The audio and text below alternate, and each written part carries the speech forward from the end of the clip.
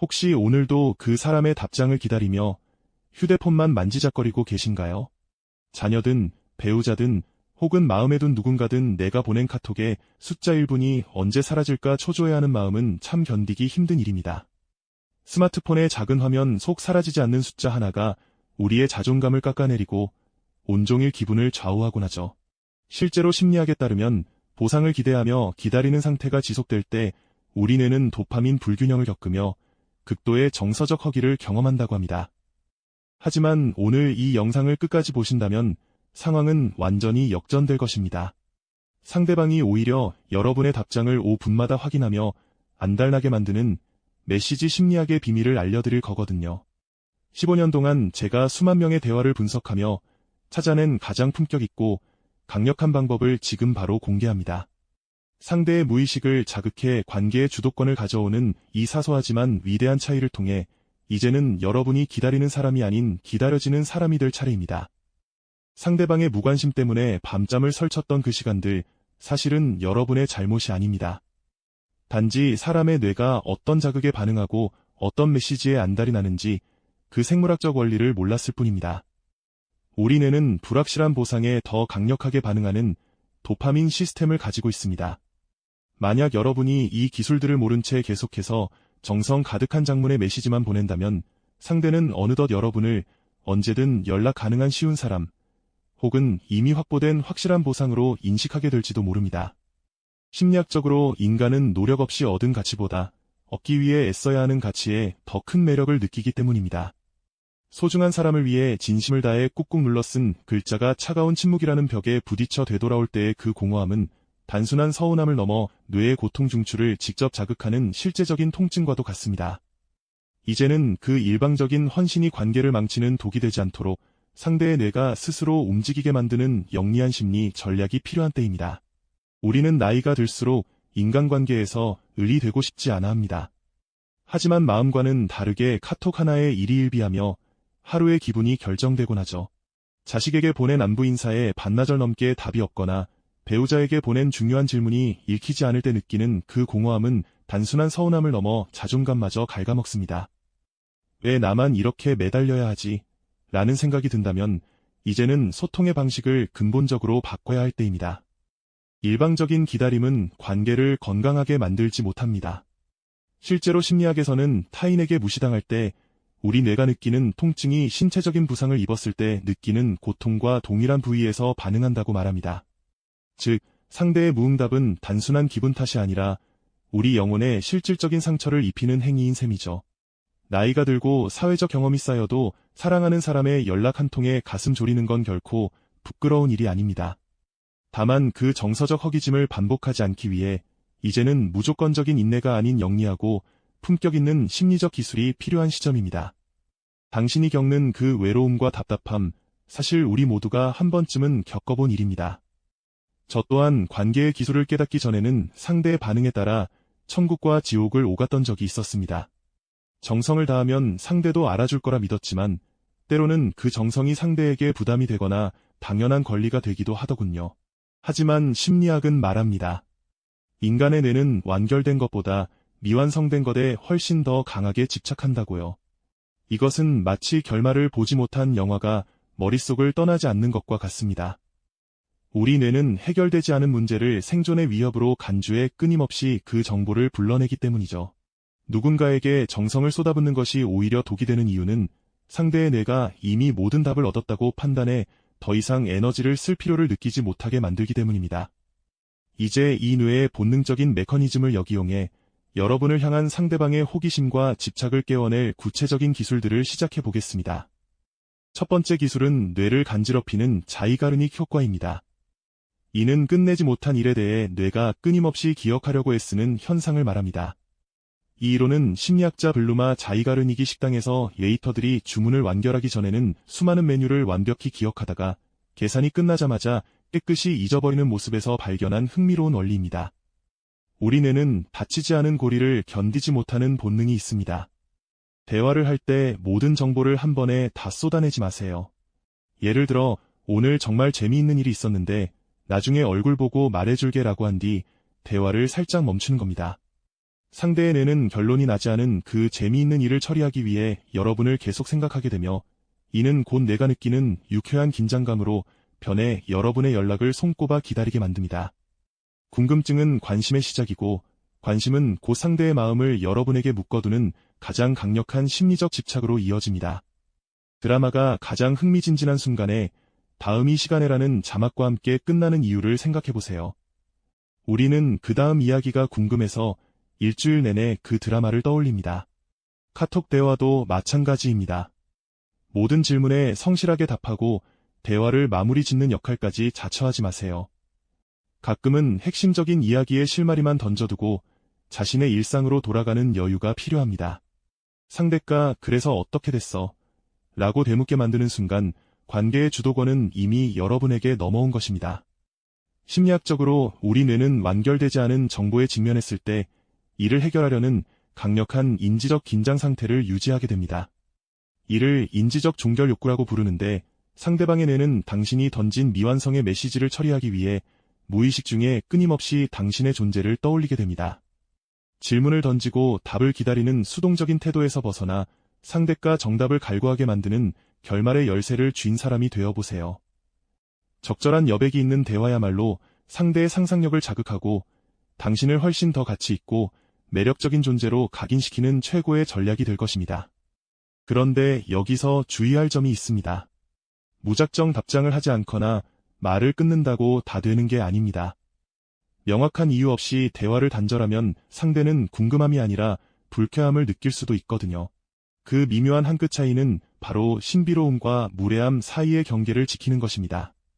심리학적으로 인간의 뇌는 사회적 소외감을 느낄 때, 신체적 고통을 느낄 때와 똑같은 부위인 전대상피질이 활성화된다고 합니다.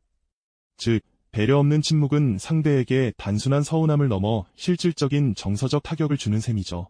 따라서 상대의 뇌가 유쾌한 긴장감을 유지할 수 있도록 대화의 맥락을 완전히 무시하는 것이 아니라 지금 조금 바쁜데 이따가 진짜 재밌는 거 알려줄게 와 같이 적절한 기대감을 심어주는 힌트를 반드시 던져야 합니다. 선을 넘지 않는 영리한 밀당이 관계의 품격을 결정짓는 법이니까요. 자, 그럼 내용을 떠나서 이제는 답장을 보내는 시간이라는 물리적인 요소를 활용해 상대의 마음을 흔드는 구체적인 방법은 무엇일까요? 두 번째는 나의 가치를 높이는 희소성의 원리입니다. 카톡이 오자마자 1초 만에 답장을 보내는 것은 나는 온종일 당신의 연락만 기다리고 있었다는 무의식적 신호를 보내게 됩니다. 이는 심리학적으로 상대에게 여러분을 언제든 손쉽게 얻을 수 있는 자원으로 인식하게 만들어 가치를 낮추는 결과를 초래하죠. 경제학에서도 다이아몬드가 생존의 필수적인 물보다 훨씬 비싼 값에 거래되는 이유는 그 가치가 희소성에서 나오기 때문입니다.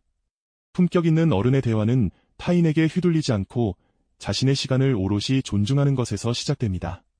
상대가 보낸 메시지의 템포보다 약 1.2배 정도 느리게 답장해보세요.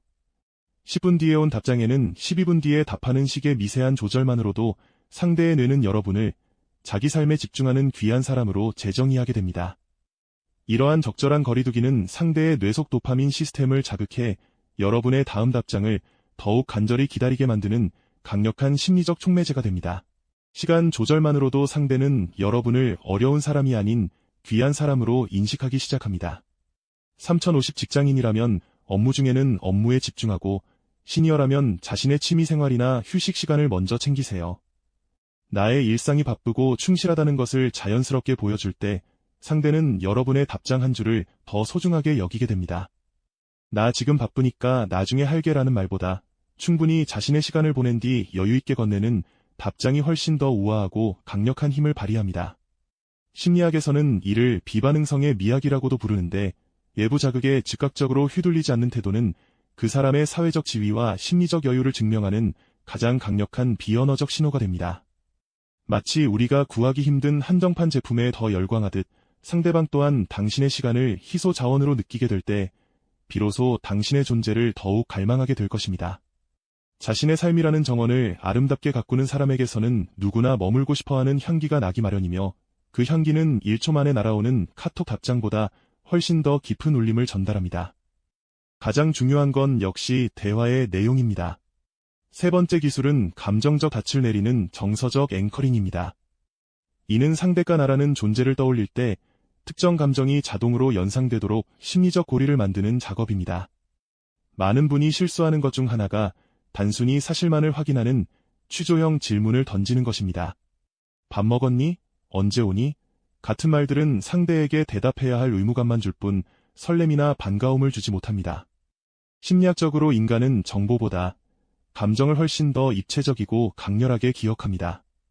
따라서 상대의 존재 자체를 긍정하고 인정해주는 질문을 던져보세요. 오늘 날씨가 정말 추운데 밖에서 고생 많았지? 예전에 말했던 그 프로젝트 드디어 마무리됐다며? 정말 고생 많았어 처럼 말이죠. 이렇게 상대의 숨은 노력과 성취를 구체적으로 짚어주는 순간 상대의 뇌에는 여러분의 이름 옆에 나를 진정으로 이해해주는 사람이라는 따뜻한 감정의 다이 내려집니다. 이 다이 견고해질수록 상대는 단순히 답장을 보내는 수준을 넘어 당신과 대화하며 느꼈던 그 정서적 충만함을 다시 경험하고 싶어 끊임없이 여러분의 연락을 기다리게 될 것입니다. 인정과 질문의 황금 비율을 지키는 것이 핵심입니다. 단순히 수고했어라고 말하기보다 오늘 당신이 한 그 일, 정말 아무나 못하는 건데 대단하더라. 어떻게 그렇게 버틴 거야? 라고 물어보세요. 질문형 칭찬은 상대의 입을 열게 만들고 자신의 노력을 알아준 여러분과의 대화를 즐겁게 인식하게 만듭니다.